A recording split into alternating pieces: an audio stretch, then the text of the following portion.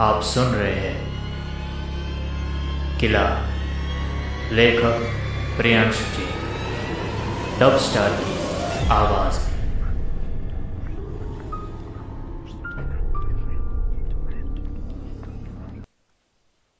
अरे, तू चिंता क्यों करता है? मैं हूं ना तेरे साथ। मेरे होते हुए तुझे कोई हाथ नहीं लगा सकता। संयम ने अपने दोस्त को कहा। उसका दोस्त काफी कमजोर और डरपोक था। उसका सब मजाक उड़ाते थे।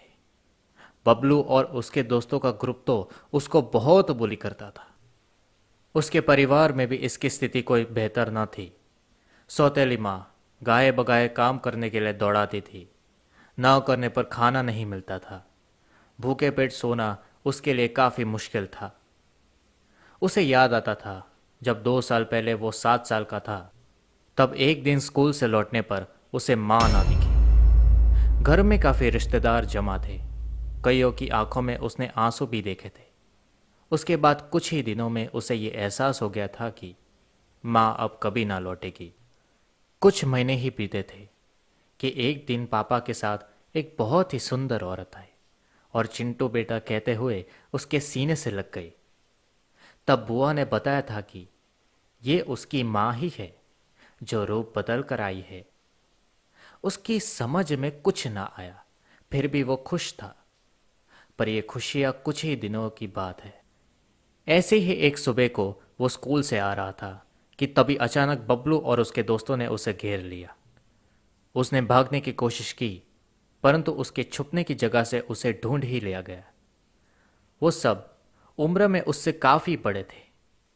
उन्होंने उसे उठाया और कीचड़ भरे गड्ढे में फेंक दिया।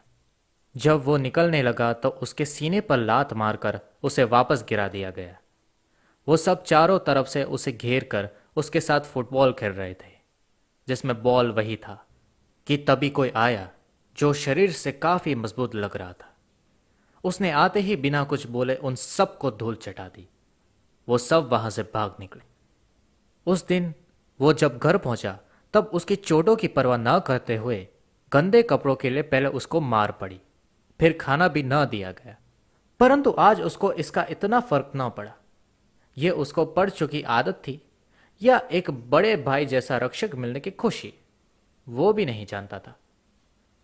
उसके बाद वो किसी बड़े भाई की तरह उसका ख्याल रखने लगा। उसके होते कोई उसे हाथ भी नहीं लगाता। बबलू गैंग की तो उसके सामने हवा ही निकल जाती थी। वो तो उसके सामने आना ही नहीं चाहते थे। संयम उसे हमेशा कहता था कि हिम्मत वाला बन, वरना सब तुझे ऐसे ही दबाते रहेंगे। मैं जब तक हूं तब तक तुम्हारी रक्षा करूंगा, जब ना होऊंगा तब तुम्हें कौन बचाएगा? तुम्हें पता है मैं पुलिस का बड़ा अफसर बनूंगा। अपराधी मेरे ख्याल से ही कांपेंगे। अगर मैं भी तुम्हारी तरह डरने लगूंगा तो सबकी रक्षा कौन करेगा? एक दिन एक दिन वो गायब हो गया। कहाँ गया, कब गया, कोई ना जान पाया। बस गायब हो गया, फिर वापस ना मिला। पुलिस में भी रिपोर्ट की गई, पर ना मिला। किसी ने अफवाह उड़ा दी थी कि कोई तांत्रिक उसे ले गया और उसकी बलि चढ़ा दी। सब लोग समय के साथ उसे भूल गए थे, पर चिंटू ना भूला। सही मायनों में तो अब वो अनाथ हो चुका था। पर अब की बार कुछ अलग हुआ था।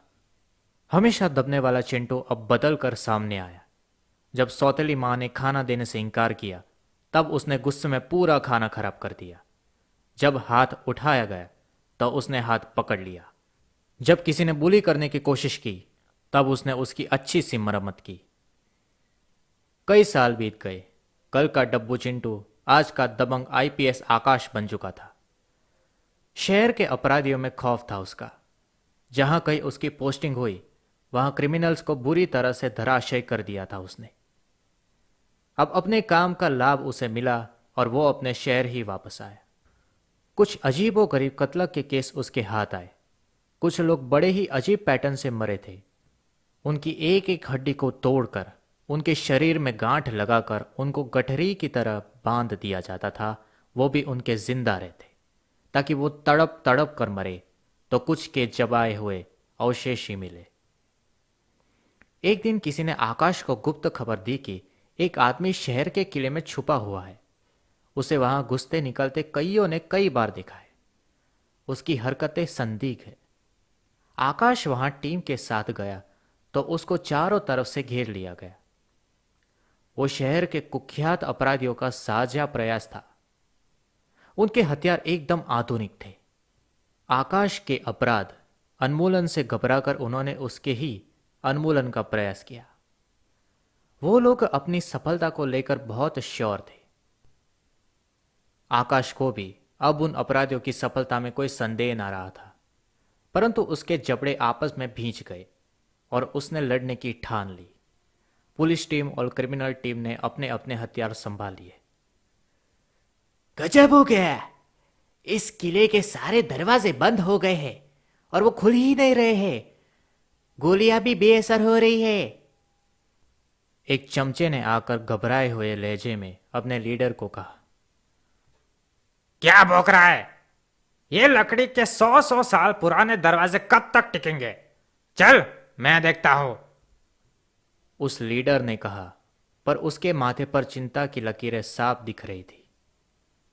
वहां पर सबका ध्यान एकाएक एक दूसरे से हट गया। यह किला भूतिया है। यहाँ के बारे में सुना है कि यहाँ जो भी आया इस किले ने उसे निगल लिया। मैंने तो रॉकी भाई को बोला भी था कि किले की जगह कोई दूसरी जगह जाल बिछाते हैं, परंतु वो माने ही नहीं। बोले कि अच्छा ही है, भूतिया अफवाह है तो यहाँ कोई नहीं आएगा, और पुलिस वाले कहाँ गायब हुए किसी को पता न चलेगा। एक हथियारबंद क्रिमिनल ने अपने साथी को धीरे से फुसफुसा कर कहा। उसको अपने साथी से कोई जवाब न मिला तो उसने उसके कंधे पर हाथ रखा और अपनी तरफ हल्का सा घुमाया।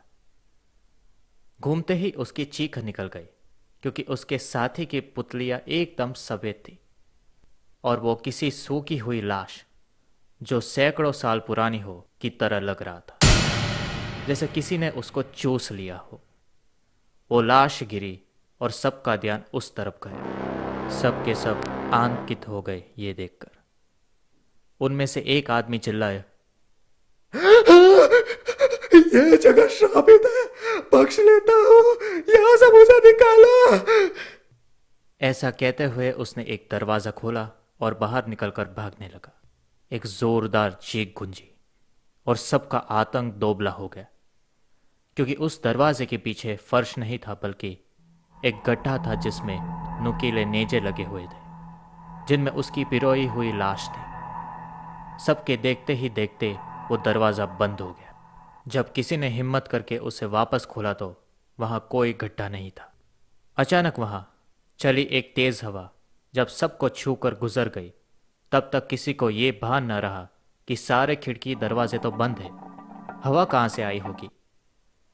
परंतु स्थिति पर गौर तब गया जब कुछ आदमी वहां इस तरह गिर गए जैसे उन्हें बीच में से काटा गया हो। ये देख अब वहां भगदड़ मच गई। जिसको जहां जगह मिली वो वहां से बाहर निकलने की कोशिश करने लगा, परंतु कोई फायदा ना हुआ। कोई भी दरवाजा पूरा जोर लगाने पर भी नहीं खुला। गोलियों से भी किसी दरवाजे पर खरोच तक नहीं आई। इधर पुलिस वाले भी अपने प्रयास कर रहे थे, परंतु उनकी हालत भी बदमाशों से भी कुछ बेहतर न थी। दो हवलदार ने जैसे ही भागने के लिए एक कोना ढूंढा, वहां पहले से ही दो अपराधी छुपे हुए थे। उनको देख एक बार तो हवलदारों की आंखें सिकुड़ी, परंतु अभी दुश्मनी निभाने का समय न था। यहां किले में कुछ अजीब हो रहा था, जिससे बचने का समय था। उन्होंने जैसे तैसे करके एक दरवाजा खोला और वो चारों के धक्के देने से खुल भी गया, परंतु खुलते ही उन चारों की चीखों से वो किला गूंज उठा। सामने का नजारा ऐसा ही कुछ था। वो दरवाजा किसी विशाल तीखे दांतों वाले मुंह का था, जिसकी लपलपाती जुबान कई गज लंबी थी। उन दांतों ने 3 को तो बेरहमी से चबा लिया, परंतु एक अपराधी की टांग ही उखड़ी थी। वो दर्द से बिबलाते हुए पीछे हटा, परंतु उस जुबान ने उसकी दूसरी टांग पकड़ के मुंह में खींच लिया और चबा डाला। रॉकी, जो इन अपराधियों का लीडर था, ये सब देख रहा था। आतंक और भय की अधिकता में उसने अपना मानसिक संतुलन खो दिया और अपनी गन से अंधाधुंध फायर करने लगा उस किले की दीवारों पर। उसने अंधेपन में यह भी ना देखा कि उसने वहां मौजूद बहुत सारे आदमियों को ही भून डाला था। उसकी उंगलियां ट्रिगर पर कसी रह गई। उसको होश तब आया जब उसकी गोलियां खत्म हो गई। उसके साथियों की लाशें बिछी हुई थी। साथ ही कुछ पुलिस वाले भी वहां अपनी सांसें छोड़ चुके थे। परंतु उसका ध्यान सामने दीवार पर था जहां गोलियां ढसी थी और उन छेदों से खून बह रहा था। उसके डर और आश्चर्य का पार न रहा। परंतु यह स्थिति ज्यादा देर न रही जब एक जाड़ का नुकीला हिस्सा ऊपर से आकर उसके सिर में घुस गया। आकाश ने देखा यह लोमहर्षक दृश्य कि उस फानुष के बिजली के तार किसी चूषक की भांति रॉकी का खून चूस रहे थे। वो हरे पीले तार लाल हो गए। आकाश ने बिना सोचे उस झाड़ पर अपनी सर्विस रिवॉल्वर से गोलियां चला दी। झाड़ पर असर तो क्या होना था। वो वापस ऊपर अपनी जगह पर खींच गया और सेट हो गया। आकाश ने नोटिस किया कि वहां अब उसके अलावा कोई ना बचा था।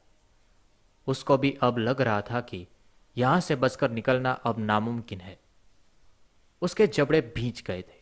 उसने तय कर लिया कि वो यूं हार ना मानेगा। अंतिम सांस तक निकलने की कोशिश करता रहेगा। उसने वहां पड़ी एक अपराधी की गन उठाई और ताबड़तोड़ दीवारों पर गोलियां बरसाने लगा। उसे यूं लगा कि जैसा किला चीख रहा हो। उसके घावों में से खून रिस रहा था। परंतु अचानक आकाश के पैरों में कुछ जड़ें लिपटती चली गई और उसे मुंह के बल गिराकर खींचने लगी। वो उसे एक खुले दरवाजे के पार खींचने लगी जिसके पार एकदम गुप अंधेरा ही नजर आ रहा था। आकाश ने दरवाजे की चौखट पकड़ ली। उसके हाथ छूटने लगे थे। खिंचाव अधिक था। अचानक उसे अपनी जेब में रखे लाइटर का ख्याल आया। उसने जैसे तैसे करके एक हाथ से लाइटर को निकाला, उसे जलाया और उस जड़ से छुआ दिया। ऐसा लगा कि जड़ तड़प रही हो। वो लाइटर से जलने वाली न थी, परंतु इतनी ढीली जरूर पड़ गई कि आकाश ने खुद को छुड़ाकर वापस आने में सफलता प्राप्त कर ली। उसने बिना देर किए वहां पड़ी एक और गन उठाई और उस पीछा करती जड़ पर ताबड़तोड़ फायर झोंक मारे। जड़ से भी खून के फव्वारे छूटे और वो पीछे अंधेरे में गुम हो गई और वो दरवाजा भी बंद हो गया। आकाश ने हैरत के साथ अनायासी गोलियों से बिंदी उस दीवार को छू लिया। उसे यह महसूस हुआ कि दीवार धड़कने ले रही है। आकाश अचंभे में पड़ गया। वो खुद से बोलने लगा, आखिर हो क्या तुम? जिस तरह तुमने सब लोगों को खत्म किया है, तुम कोई आदमखोर हो। परंतु यह असंभव है। कोई बेजान चीज कैसे आदमखोर हो सकती है? इतने में आकाश की पीठ से कुछ भारी सामान जोर से आ टकराया और आकाश की हड्डियां कड़कड़ा उठी। वो उसी दीवार से टकराया और पल भर में ही उसे बहुत कुछ दिखा दिया। एक तांत्रिक, हर बार नया शिकार, बलि, अध बेहोश लड़के लड़कियां, तिलक लगे, हवा में उठा गंडासा, खचाक की आवाज और बहता रक्त।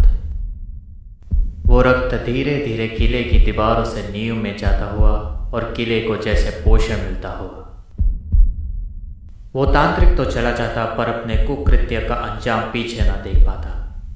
फिर एक दिन उस तांत्रिक को ही उस किले ने पकड़ लिया। उसको तो पूरा चबा ही डाला था उसने। आकाश की आंखें खुली। उनमें आंसू थे क्योंकि आज उसे अपने दोस्त के गायब होने का रहस्य पता चल गया था। परंतु फिलहाल उसे किले से निकलना था। उसने पूर्ति से वहां पड़ा एक चाकू उठाया और अपनी बेल्ट में खोस लिया। फिर उसने वहां पड़े हथियारों में से जितने वो ले सकता था लिए और सुसज्जित हो गया। तभी किले का फर्नीचर हवा में एक एक करके उड़ने लगा और उस पर हमला करने लगा। कईयों पर उसने गोलियां चलाई। कईयों से वो किसी तरह बचा और कईयों से चोटें भी खाई। प्रयास करते करते वो थक गया था कि तभी फिर से कुछ जड़ों ने उसके पैर पकड़ लिए। वो कुछ कर पाता कि तभी अचानक कुछ और जड़ें द्वारा उसके हाथ भी पकड़ लिए गए। वो जड़ें उसे अलग अलग दिशा में खींचने लगी। उसे लगने लगा कि अब उसका शरीर और नहीं झेल पाएगा। तभी उसे याद आई एक बात। वो पूरी ताकत लगा चिल्ला उठा, तुमने कहा था कि तुम्हारे होते मुझे कोई हाथ भी नहीं लगा सकता, तो हमेशा रहेगा मेरे साथ। भूल गया तू अपनी बात? उसके इतना कहते ही वहां एक जलजला सा आया हो, जैसे वहां का सामान बहुत ही तेजी से उछलने लगा और इधर उधर गिरने लगा। परंतु उसी सामान में एक केरोसिन का डिब्बा भी था, जो जड़ों पर उछल कर गिरा और आकाश ने वो देख लिया। वो जड़ें पूरी केरोसिन से भीग गई और आकाश ने वापस अपना लाइटर हाथ में लिया। अब वो जड़ें उसकी मंशा समझ गई। कुछ और जड़ें आकर आकाश के हाथों को विपरीत दिशा में खींचने लगी। आकाश ने अपना पूरा जोर लगा दिया। यह उसके पास आखिरी मौका था। उसके चेहरे की एक एक मांसपेशियों ऐसे फूल गई जैसे फटने वाली हो। आखिर उसे सफलता मिली और उसने लाइटर जला ही लिया और जड़ों को लौ दिखा दिया। उसे यूं लगा जैसे वो किला चीख रहा हो। जड़ों ने आग पकड़ ली और वो धून धून कर जलने लगी। बंद किले में तेजी से धुआं भरने लगा। आकाश का भी दम घुटने लगा था। उसने जैसे तैसे घिसकते हुए एक दरवाजा खोलने की कोशिश की, परंतु वो ना खुला। उसने अब उम्मीद छोड़ ही दी थी कि तभी पास वाला एक दरवाजा खुला। आकाश ने बची कुची हिम्मत जुटाई और उस दरवाजे से बाहर निकला। बाहर निकलते ही उसने राहत की सांस ली, क्योंकि वो उस किले की इमारत से ही बाहर आ गया था। उसने पलट कर देखा तो उसे दिखाई दिया उसका दोस्त। वो दरवाजे पर खड़ा मुस्कुरा रहा था, मानो कह रहा हो, अरे तू चिंता क्यों करता है? मैं हूं ना तेरे साथ। मेरे होते हुए तुझे कोई हाथ नहीं लगा सकता। जैसा कि आप देख रहे हैं कि किला पूरी तरह से खाक हो चुका है। इस धरोहर का बहुत नुकसान हुआ है, परंतु कुछ लोगों का कहना है कि यह किला श्रापित था। इसमें कोई आता जाता ना था। वहीं कुछ लोगों ने यह भी कहा है कि कल शाम को कुछ अपराधी किस्म के लोग इसमें गए थे और उनके पीछे पीछे कुछ पुलिस वाले भी अंदर गए थे, जो अब पूरी तरह से गायब है। आईपीएस अधिकारी आकाश जी का कहना है कि इस मामले की पूरी जांच होगी, दोषियों पर सख्त कार्रवाई की जाएगी। इसके आगे वो कुछ ना बोले। मैं केवीएन न्यूज से पूजा कुमारी, कैमरामैन प्रतीक के साथ। अभी आप लोगों ने सुना किला, प्रियांशु जैन वाला लिखित डब स्टार की आवाज में।